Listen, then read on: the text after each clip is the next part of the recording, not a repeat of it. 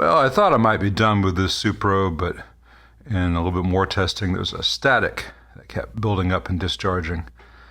And the first thing I'm going to check is this output jack. The secondary common of the transformer only makes ground connection through the contact of this jack to the chassis, and it was just barely more than finger tight. Let me see if I can align this up to show you guys. Alright, so if I go in here and try to tighten this jack, the entire jack spins because there is no lock washer. I addressed this in a previous video, how to improve your Supro for like $1.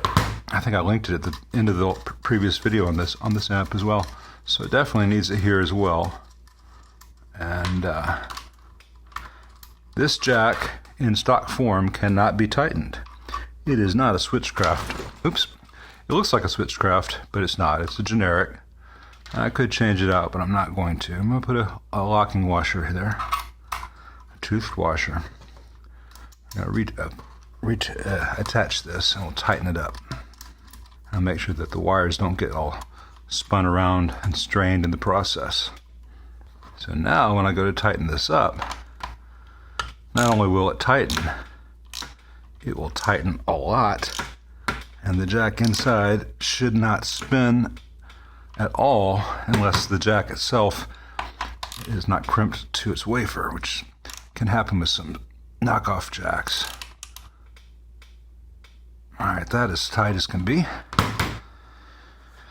So let me hook up my speaker cable to this and see if that got rid of it. If it's not that, it might be the preamp tube, so let's see what we find. Now it's got a crackle that comes and goes. Let me take it out of standby. Put it in standby again, rather. And come out. Of course, it made the crackle while I was waiting for getting the camera shot set up. Now it's not there. There it is.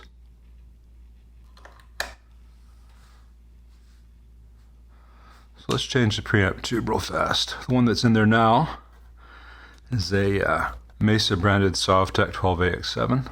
I've got groove tubes labeled JJ ECC83 handy, so I'll stick that in and see if that narrows down the possibilities.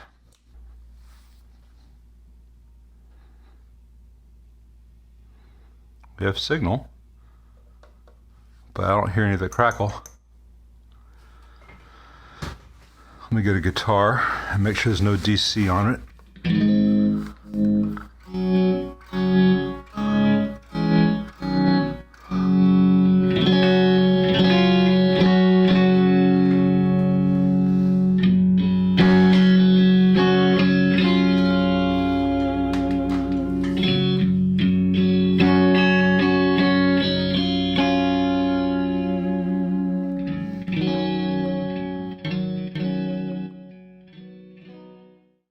Well, just noodling, but it sounds pretty good for all that. So I think, unless it continues to act up, he just needs a new 12AX7, so I will get him one. So yeah, I think that old Sovtech, Mesa branded Sovtech is just... well, let's be fair. Let's be fair. Maybe there's some yuck in the socket, and the act of removing and inserting a new tube cleared that out. So let's see if it needs a new tube.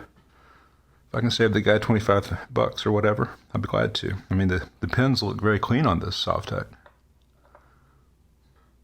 I'm so used to working on vintage amps that when you hear nastiness from an old tube, it's usually a nasty old tube. This might have just been dust in the socket.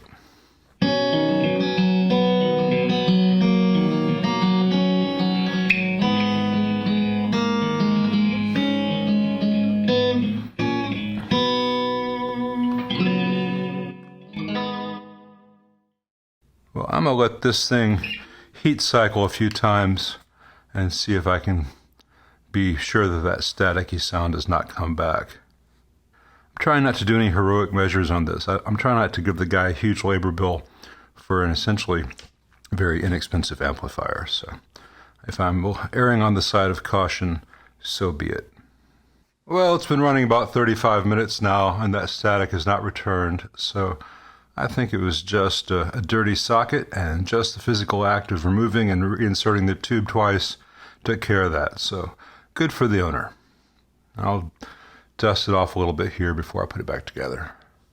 I swear to God, will I ever be done with this amp? I was getting here with a Q-tip to get the dust out of the hard to reach areas and just cleaning between the switches, and I noticed, hey, the force of a Q-tip makes that nut move. So those switches are not protected, and it's likely to break. So that was like a standard 5/16. Again, the proper tool. We get it finger tight first. That's probably all it was from the factory. Because if these are going to be PCB mounted switches, so if the nut on the outside holding it to the chassis is not tight, all strain will be on the switch and the solder connections to the PCB, and things will break. Why aren't these wanting to tighten all the way? Let me take a look inside and see what's up. All right, I've got the nuts booster on the front, and you can actually see daylight here in these little gaps. And the nuts on the inside need to be turned so that they're flush with the chassis before I tighten from the outside. Otherwise, it's going to put strain and just pull this entire section of board forward. I can't really do that with the camera here, but all it is just reaching in with a tool and turning them clockwise, which will put them flush up against the chassis. Then once it's as flush as I can get with this tool, then I'll tighten from the other side. All right, this is not an expensive amp, and I'm not a fan of the company, the current Supro company, but it's someone's amp. So as much as feasible, I take it just as seriously as the vintage amps you see me do. So that's why I gave it an hour of playing after I thought it was probably done, to chase down the noise in this tube that showed up. And that's why giving it a little bit of a clean revealed this problem. The input jack also had no lock nut and was free spinning, so it's got a tooth washer on there. It's solid. And I pulled the knobs both so I could clean it more easily and so I could make sure they're all tight, all the pots. I doubt that they are. Now these pots that they use are made of pot metal. It's a really soft metal. If I use too much torque, it'll just strip the nuts right off the bushings. So there's only so much you can tighten these, but it's a lot more than they were from the factory. And all these things make this amp much more reliable for use. So this is the Supro Blues King. No tooth washer on the input jack, no tooth washer on the output jack. All the hardware for the pots was loose. The hardware for these switches were loose. Would have broken in a short period. These would have gotten worse and worse and caused broken solder joints. Really cheap, criminally cheap power and standby switches originally, and the replacements that are high quality are not that expensive. This is just the utter disrespect that Supro and a lot of companies have for their buyers. It especially ticks me off that for those who have a $500 amp, a $700 amp, odds are, unless that's one of the amps in their collection, that $500 to $700 amp, whatever, is a bigger investment for them. It's a bigger percentage of their income and available wealth than a $3,000 amp is for someone who does this professionally.